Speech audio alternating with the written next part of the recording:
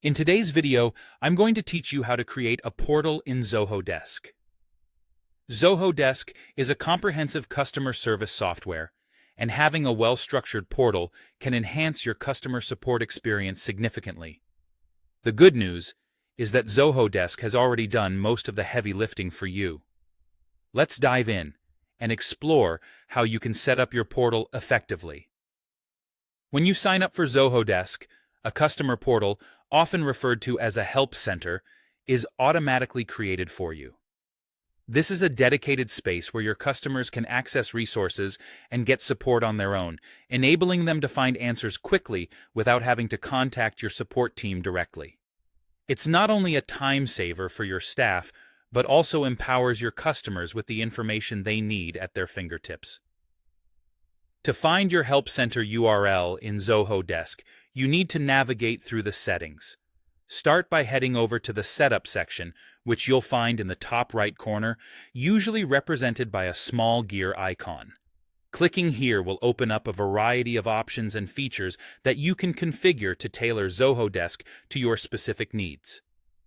Next, look for the Channel section within the Setup menu. The Channel section is crucial as it hosts various ways you can interact with your customers, whether through email, chat, or in this case, your portal. Inside the Channel section, locate the Help Center option. This is where all things related to your customer portal will be managed. Here, you should see a URL immediately available to you.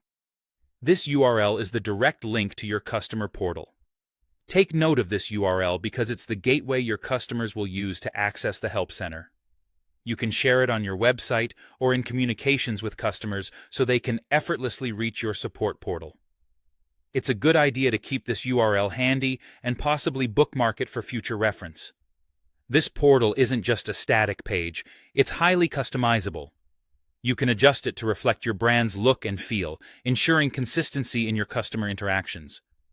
Branding your portal can help reinforce customer trust and make them feel more connected to your company.